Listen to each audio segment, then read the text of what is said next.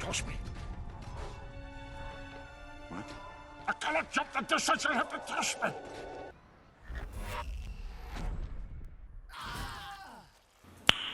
Nice. Yo, what's up guys? This video is quite long, so check the timestamps below to navigate through the chapters and let's do it. When do you acquire talent points? Well, you get one at the character creation screen, and then when you hit level 3, 8, 13, and 18. Also, there's a way to get 3 additional points, but this will be discussed later in a small spoiler section of this video. Now, let's open with the vanilla talents. First off, all skilled up. It's mostly picked for an extra civil ability early in the game by speedrunners. They shove as many heavy objects into one container as possible, and then one-shot any character in the game by throwing this mini black hole at them. The heavier the container, the more damage it does. In order to move the container, you use telekinesis. The bigger your telekinesis, the further you can throw an object. And as you can imagine, telekinesis is a civil ability which you can increase very early by picking all skilled up. Next, Ambidextrous. It's a very underrated talent, which is overlooked by many players. Reducing action points or AP cost of scrolls and grenades could be invaluable in many situations. That is because in this game, AP economy rules the banquet. Whatever saves your AP is good, whatever gives you AP is extremely good. Keep in mind that scrolls have no cooldowns, and for some reason, even without Ambidextrous, there are spells that cost less AP in the scroll form than in their original memory form. Here's an example. The Ice Fan you learn from the books costs 3 AP. Its scroll version costs only 2 AP. And now look at the cost of the same scroll with the Ambidextrous talent. It's 1 AP. Here's a list of similar spells, pause it for the clarification. But even if scrolls and their memory versions have the same AP price, the talent is still very viable to use. Plus, don't forget about some very powerful grenades. For example, Charm and Mind Maggot ones can mind control a group of characters for 1 AP, which puts their spell counterpart to shame. Or how about Cursed Fire and Cursed Cluster Nades? They do very good damage, plus they create Necrofire. And of course, don't forget about Frost, Thunderbolt, and Tremor Nades, which set an AoE CC. Oh, also a very important note. The description of the talent is a filthy lie. You can use Ambidextrous with any two-handed weapon like spears, swords, staves, bows, crossbows, etc. The only 2 times it doesn't work is when you try to dual-wield weapons or use a weapon plus the shield. Arrow Recovery. It's a pretty mediocre talent because most of the time you're gonna use your normal Huntsman abilities or auto attacks instead of special arrows, which mostly do magical damage. And even if you're gonna use the special arrows quite often, you will still be able to buy or craft those arrows in good amounts. Of course, there are some arrows that are pretty rare to find, but to be honest, this 33% chance isn't worth a talent point. In my opinion, the only time it's viable is when you do a consumables run only. Bigger and better. It grants you not 1, but 2 attribute points, which is the exact same amount you get when you level up, and so this talent is absolute garbage. Next, Combat Kid.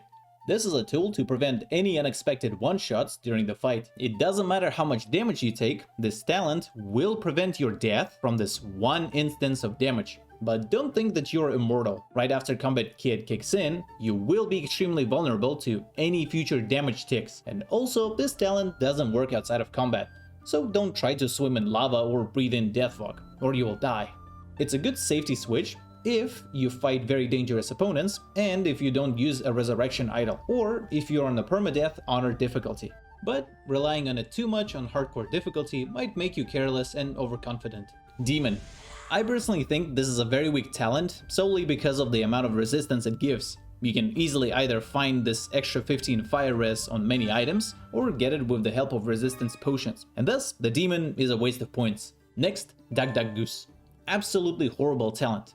That is because being hit by the Opportunist isn't that scary. Plus, most of the time you can completely ignore opportunity attacks. I mean, you can just use jump skills to get some distance, or you might not move at all and then CC or kill a character with the Opportunist. You can also TP them away, and much more. Besides, there are plenty of enemies like rangers and mages who cannot do those opportunity attacks, so don't waste your points on Goose. And now, let's talk about a very powerful talent, which is Elemental Affinity. Any mage will most certainly benefit from it. In short words, if you have this talent and you stand on a surface, then matching elemental spells will be cheaper by 1 AP. Like, you're standing on fire, fire spells are cheaper.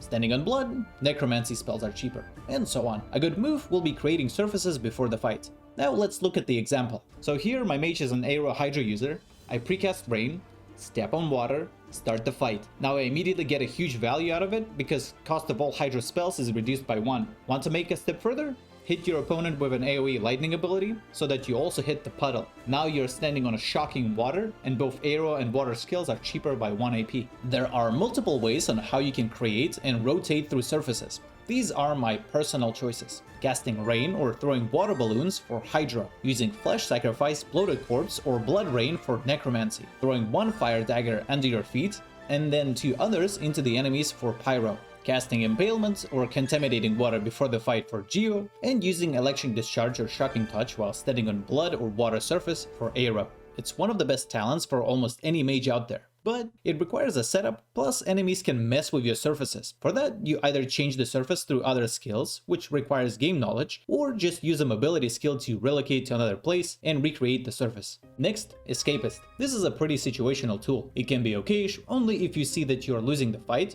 and you don't have good ways to disengage. So it can become sort of a panic button for people who play on a permadeath difficulty with one save file. Others might just reload and start the fight over. Of course, there are also situations when players decide to deal with one enemy character at a time, then escape from the fight, then come back and repeat the cycle. In this case, this talent might also help you a bit. All in all, Escapist is pretty meh.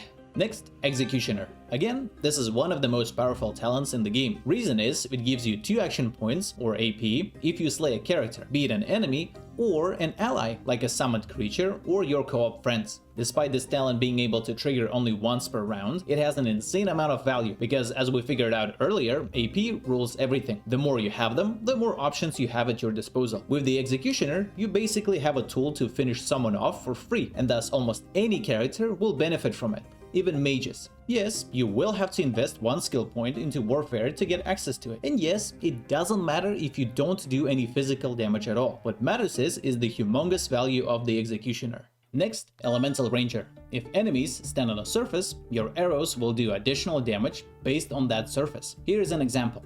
A character stands on water, you shoot them, Elemental Ranger kicks in and gives you extra 20% of that damage as water. In this case, we did 113 physical and 23 water damage. Keep in mind that blood also counts as a surface, and it will give additional physical damage to your arrows. Sounds pretty cool, right? Well, what this talent doesn't tell you is that it only works with basic auto attacks, meaning it will not do any additional damage if you use special arrows or any huntsman abilities like Pin Down, Ricochet, Sky Shot, and etc. Oh, also sometimes Elemental Ranger heals your opponents instead of doing damage. That happens when enemies bleed not with blood, but with stuff like fire, for example. Most of the time, enemies like that are healed by the thing they bleed with, and so they sprinkle their inside liquids on the ground, Elemental Ranger adds 20% to your damage based on that surface, and as a result you heal this weird opponent. Next, Far Out Man.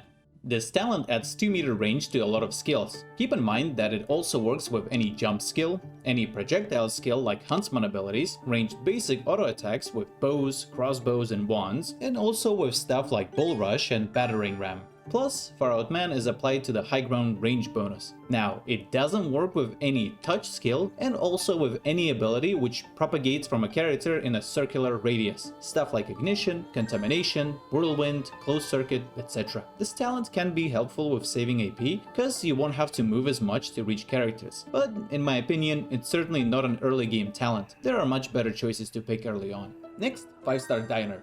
In my opinion, it's the strongest talent in the game. Why? Well, because of its double effect on potions and the fact that drinking any potion costs only 1 AP. Keep in mind that this talent becomes stronger the further you progress in the game. That is because a lot of potions have different sizes: small, medium, and large. They are unlocked at the vendors after your level is high enough. Now let's look how 5-star Diner can break the game. For example, drinking a medium fire resist potion will give you not 50, but 100% fire resistance, which will basically make you immune to fire damage. Pretty cool, huh? Well, how about this? If your certain elemental resistance is higher than 100%, you get healed by that element. So this time, let's drink a large fire resist potion, which will give us not 75, but 150 fire resistance. Now any fire attack or spell will heal us instead of doing damage. Or how about resist all potion? Chug the medium one and you're immune to all elemental damage. chuck the large one, and now you're being healed by any elemental damage in the game. This will force enemy mages to either skip their turn or use other abilities. But that's not the end of it. There are plenty of other potions which will have their effects doubled. Potion of Nimble Tumble will grant you not 50 but 100% chance to dodge physical attacks. This will basically make you immune to any archers and melee characters which rely on weapon abilities like Huntsman, Warfare, and Scoundrel. Just keep in mind that enemies can still flank, cover in oil, or chill you, which will reduce dodging. Armor restoration potions will also be extremely valuable with 5-star Diner. There is also a Blood Rose elixir, which gives you +1 to all attributes, and well, it's affected by the talent too. And don't forget about the stat potions. Drinking small ones will give you a tiny boost. Medium ones will give you +6 to stats. But what about the large ones? Well, if you drink a large wits potion, which on paper should give +11 wits, you will get +22 additional wits instead. And that is an extra 22 crit chance and 22 initiative for 1 action point. Or if you are, let's say, a strength-based character, then drink a large strength potion and get +22 to your main attribute, which equals 110% additional damage. So yeah, good talent, huh? Next, Glass Cannon. It's definitely a good talent because you will always be at max AP, and thus your turns will have a very high impact on the combat, if you know what you're doing. The downside, however, is that your armor becomes literally pointless in terms of CC protection. More than that, a character with a glass cannon will become a target number 1 for almost all hostile NPCs. They will most certainly try to completely disable your character for multiple turns, so be aware of that and don't pick this talent if you're not sure in your combat knowledge. But if you still want to get glass cannon, then keep this in mind. There are spells in this game which protect you from one instance of CC. For example, Armor of Frost protects you from hard CC like Stun, Frozen, and Petrified. So technically, you can cast spells like that preemptively. But keep in mind that enemies won't use hard CC skills on you while you're under effect of the skills like Frost Armor. They will wait for them to expire and then immediately CC a glass cannon character. Or, if they have multiple characters with CC, they will break through that protective skill in 1 turn. So, as you can see, there are a lot of problems with this talent. Usually people with experience give glass cannon to their character with the highest initiative in the team, so that they can have the biggest impact during round 1. You can make a step further and cheese a lot of fights by manipulating the turn order. This is how it goes. All your characters enter the fight, but your glass cannon character with the highest initiative stays outside of the combat. During the first round, you make sure that one of your characters will be the last one to act. You can achieve this easily by pressing the delay button. Once they get their turn, you bring your glass cannon into the fight. Now they will be the last character to act in turn 1, and because of their high initiative, they will be the first one to act in turn 2, which basically gives them a safe double turn. All in all, having max AP all the time is a huge advantage, but you need to know what you're doing, plus it requires a setup and preparations to make it work. And on top of that, it's not really viable for a solo character, if you're not abusing certain mechanics, that is. Next, Guerilla. It's another talent which lies to you. The damage increase from sneaking works only on basic auto attacks, meaning if you're gonna use, let's say, a Huntsman ability like Barrage, it will not get Guerilla's sneaking bonus damage. Another bad thing is that sneaking in DOS 2 is, well, horrible. It costs too many AP to enter even with the talent, and you lose it as soon as you attack. On top of that, once you get into the enemy's line of sight, they will always know where you are, so your character will be revealed no matter what. Yes, there are some ways to utilize it, like Invis plus Sneak combo to reset cooldowns, or situations when you enter sneaking, then you wait, then you kill or CC one opponent, then enter sneaking again, and so on. But those things are very niche and tedious to pull off. Next, Hothead. This is a pretty good and straightforward filler talent. Not much else to say. Extra crit and accuracy are very nice, just don't lose your armor, which should be your priority anyways. Ice King. This talent is basically a reverse demon, which means it's also very bad. Next, Leech. This is pure garbage. Healing numbers are pretty low, plus you'll have to run around to get that extra healing, and this will just waste your AP, trigger enemies' opportunity attacks, or force you to reposition somewhere else. Besides, why would you do all of this? There are spells which can heal, potions that can heal, necromancy that can heal, and on top of that there's literally a spell called Bloodsucker, which does 100% times better job than this talent. You choose the target, you can combo it with Decay, it's way more potent, and cheap AP wise. Also, good luck with sustaining the blood surface beneath your feet. And besides, it's a Divinity game. We all know what surface will eventually cover the entire battlefield. Living Armor. It's a pretty mediocre talent, just because it's tied to the HP restoration. Think about this. When are you gonna get value from living armor?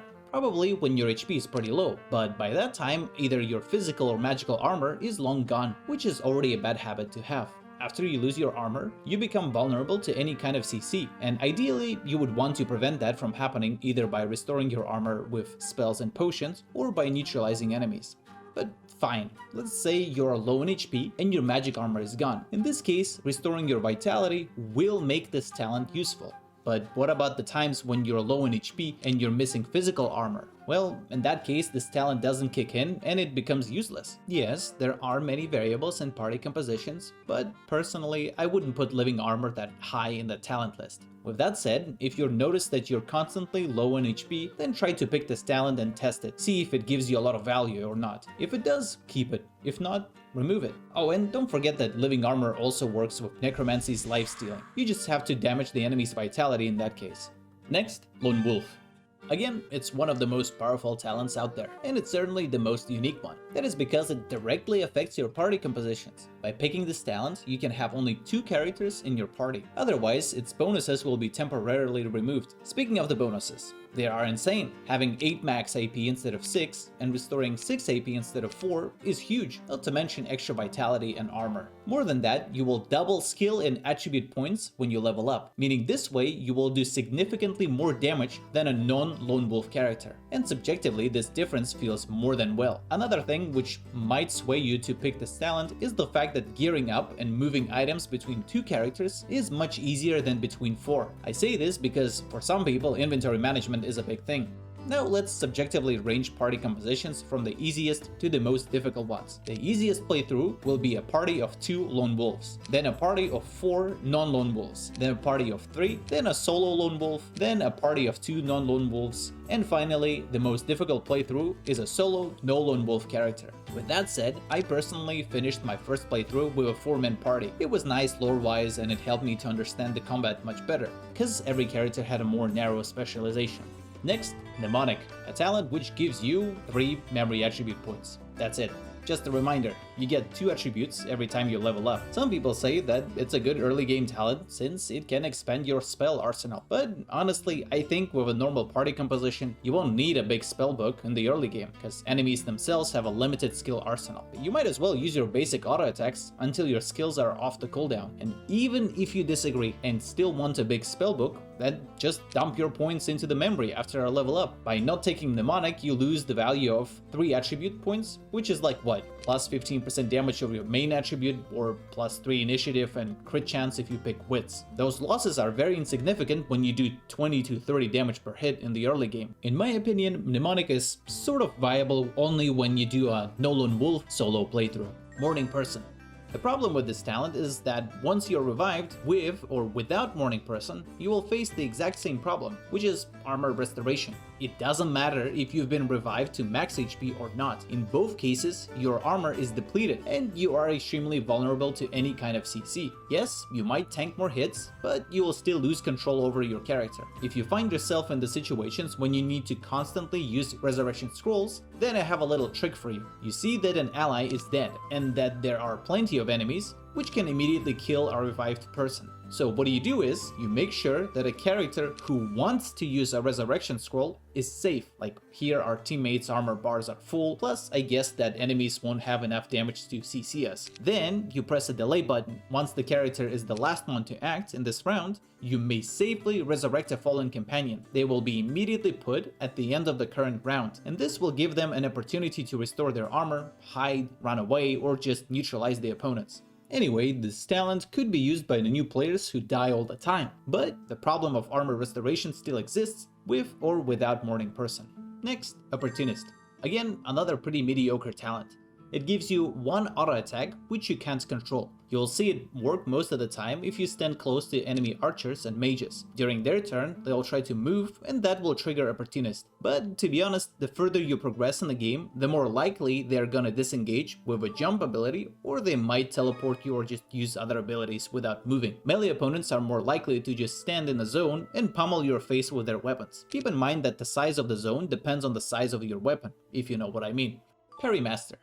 Garbage talent. Firstly, it locks you with dual wield weapons. Secondly, if there are 2 or more opponents near you, you will get flanked, and that is minus 10% dodging for each additional enemy, which means 2 enemies are enough to delete the value of this talent. On top of that, being chilled or covered in oil also reduces dodging. Thirdly, Potion of Nimble Tumble exists, which has 5 times more value than Parry Master, 10 times more with the 5-star Diner. And then there's Uncanny Evasion spell, which can be cast on your allies, and it has 9 times more value than the talent. So don't pick Parry Master. Next, Pet Pal. Combat-wise, it brings nothing to the table, but interaction and lore-wise, it gives you extra dialogues to participate in. Sometimes you might even get items and extra XP, but it doesn't happen that often. It's more of a filler talent. So if it's your first playthrough, get it to one of your characters and go help that turtle to make love with the hungry rat. Picture of Health. It's a so-so talent which could be a filler for warfare-based characters, but as I mentioned earlier, the most important defensive stats in this game are your physical and magical armor. It doesn't matter how much HP you have if you're constantly CC'd. It could be an okayish filler talent for new players. Plus, it's good for some niche builds, but it's not really useful once you understand the combat well. Next, Savage Sortilege. Not much to say. Having an ability to crit with your spells means having chances to do more damage, which is always good. Crit chance you scale through wits, certain talents, and items like these. Yes, those are not your typical mage weapons, but they give extra crit chance, and yes, this extra crit does work with spells if you have Savage Sortilege talent. Crit multiplier you can increase through Scoundrel, and also by leveling up two-handed and using any two-handed weapon. Yes, not only staves, but also axes, swords, spears, and hammers. Oh, and keep in mind that it also works on grenades and non-obvious spells like Sparks, Bouncing Shield, Tentacle Lash, and so on. Slingshot.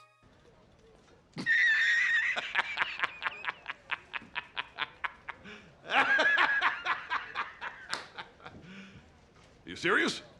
Stench. Absolutely horrible talent. On paper, it might sound nice, but in reality, there are different types of AI behavior. For example, according to the engine, it should work on enemies with the base AI types. But funny enough, AI types melee and rogues are pretty much ignoring the Stench, which contradicts talent's description. And keep in mind, we're talking about AI behavior and not archetypes. What I mean is that if you see a dude with daggers, it doesn't necessarily mean that they have a rogue AI type. It's kinda confusing, so don't pick this talent. Next, the Pawn. It's a good filler talent, which allows you to save your AP on movement. It's mostly used by rogues because they need to backstab, and enemies like to reposition themselves so that their backs are not that easily exposed. Other melee characters might also use it if they are not planning to use the Executioner. Next, Torturer. It's a very good talent which allows you to set and prolong specific dots, which will bypass character's armor. This could be pretty valuable for certain builds. For example, burning reduces a fire resistance, so if you have a torturer, you can apply both the dot and reduce fire resist by using one spell even before you break a character's armor. Also, this talent has a hidden bug. All the statuses which are allowed to bypass the armor will have their chances increased to 100%. For example, if a weapon has, let's say, 20% chance to apply poison on hit, then with the talent, it will become 100%, even if it's not stated anywhere. This works only for statuses mentioned in the talent description. And of course, don't forget about the combo with the Worm Tremor spell. With that, you'll be able to entangle enemies for multiple turns, ignoring their magic armor. As you can imagine, this can be devastating to any melee character. But keep in mind that skills can still be used while the character is entangled. This combo can be used as early as level 4. Next, Unstable. It's a talent you saw at the beginning of the video. You basically gain as much HP as possible through food, potions, items, constitution, and Picture of Health. By the way, dwarves have innate HP increase, hence the reason we picked them. You crank up your damage through warfare and buffs, group up enemies by TP stacking, and then make the dwarf go boom. By the way, the explosion will be able to crit if you have the Savage Sortilege talent. Sadly, AoE is too small and it requires a character to die. Walk it off. It's a pretty bad talent. Firstly, you can easily remove most of the debuffs with spells and potions. For example, Burning is removed by Restoration, Decay by Fortify, Blind by Peace of Mind, and so on. Secondly, for some dumb reason, Walk It Off also affects positive buffs on your character. So yeah, it's a bad pick. And finally, Water Rush. It can be an okayish filler talent for new players if they notice that their HP is dropping low quite often. For the experienced players though, this talent can turn from okayish to a good one. If you understand the combat quite well and you know what to expect from enemies, then you can deliberately start fights with less than 50% of your HP to immediately gain that AP advantage. And don't forget about skills like Death Wish, Haste, Peace of Mind, and so on. Those are good candidates for pre-buffing. All in all, free AP is always good. On the other hand, Water Rush requires game knowledge to fully maximize its potential. Alright lads, vanilla talents are done. Now let's talk about the gift bags. At any moment in the game, you have an option to turn on official mods, so to speak. Keep in mind that some of them you can't turn off, and enabling any gift bags will disable all achievements for the current playthrough. A quick note, there is a Norbytes script extender you can find online. This goodie brings back the achievements even if you play with mods and gift bags. It also speeds up load times for modded runs. A lot of people use this script extender, so it's pretty legit. Alright, back to the topic. One of the gift bags will give you an additional set of talents to choose. It's called Divine Talents. Now let's look at them one by one. Gladiator. You have a shield and a melee weapon. Someone hits you in a close combat, you slap them back once per turn. Mechanically speaking, it sounds like an Opportunist, which gives you an additional auto attack. But the problem is that for some reason, Gladiator works only with basic auto attacks and with a very limited list of melee skills used by the enemies. Here's the list, pause it for clarification. With that said, there is a slight benefit from the Gladiator. If a rogue hits you from the back with a basic auto attack, you will immediately turn around and not expose your back anymore. But sadly, as you've seen it earlier, almost no rogue skills will trigger this talent. Only basic attacks will do the trick. Next, Gritty Vessel. It's a questionable filler talent because of several reasons. First off, it's percentage based, and if you've ever played XCOM, you know that 95% chance to hit means you miss half of the time, and this talent has a 20% chance to trigger. Secondly, it requires someone to spend the source, and you'd better not have the max amount when that happens. Otherwise, there's no point in getting this talent. Thirdly, there won't be that many situations when you need this extra source. You see, source spells take a lot of memory slots, and by the time they are off the cooldown, the fight would be probably over. Besides, you'll get access to source vampirism, or you might just eat source orbs, which is a very questionable but still a solution. I guess the Greedy Vessel is more viable in a 4-man party because it will have more opportunities to trigger. Next, Haymaker. You find a weapon which is 2 or more levels higher than your current one, equip it, and your aim turns into garbage because of the level difference. You go to the magic mirror, respect one of your filler talents into Haymaker, and enjoy a giga damage boost, because you can't miss at all. It's pretty cool for weapon-based characters when they find a very high level weapon. Indomitable.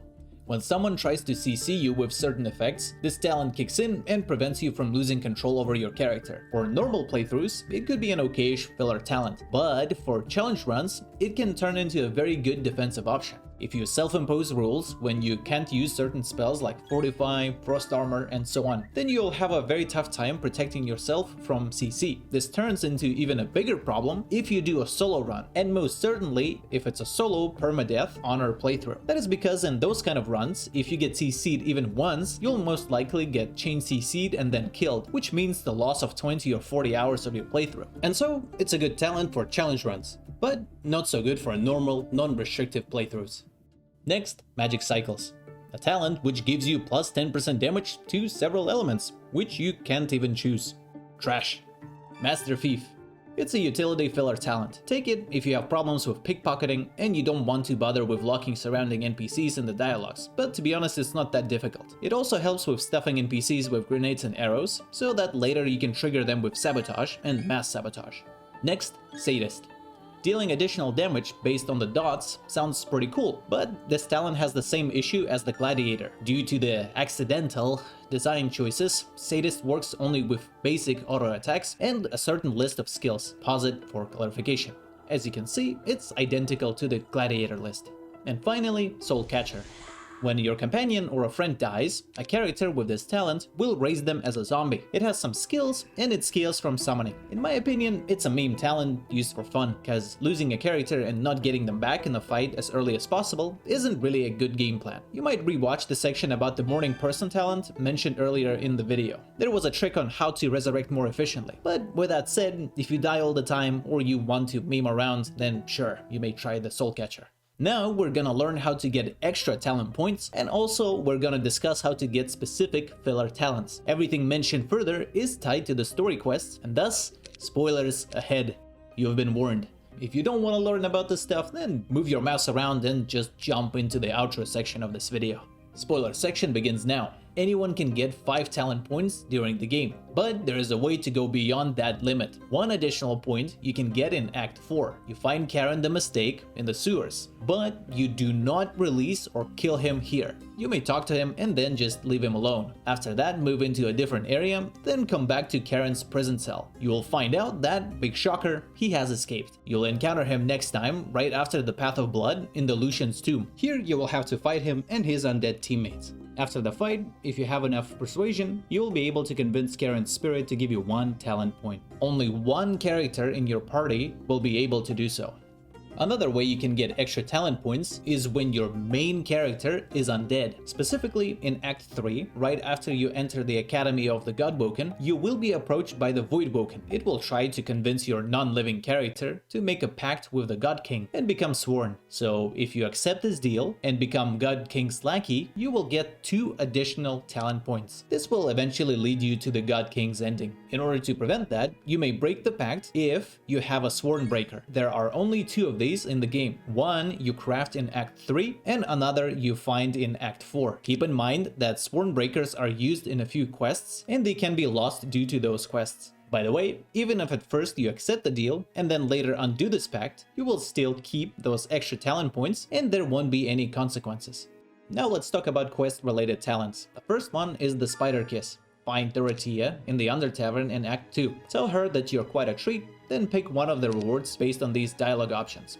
Then follow her and make out with the spider. You get your reward and permanently lose 2 constitution, which is arguably the least important attribute in the game. The second talent is Trader's Secrets. You'll find an elf named Garvin in the tavern in Act 2. You will follow his quest and then eventually find out that he was a lying weasel who killed his own mentor for loot. The spirit of the mentor will ask you to bring Garvin's head to him. You come back to the tavern and give the mentor's chest to the weasel. You may confront him immediately, but this will pull regular citizens into the fight. So this is how you do it. You should buy a meaty stew from Lovric in the same tavern. Then mix this stew with any void-tainted fish. Give this delicious meal to Garvin. He will enjoy this meal for a bit, but a moment later he'll literally shit his own pants. So follow him to the outhouse and deal with him without any witnesses. If you bring his head to the mentor, you get XP and a chest location. If you eat his head as an elf, you'll get +1 bartering forever. By the way, you can transform into an elf by using a shapeshifter mask if you want to give this bonus from a body part to a non-elf character.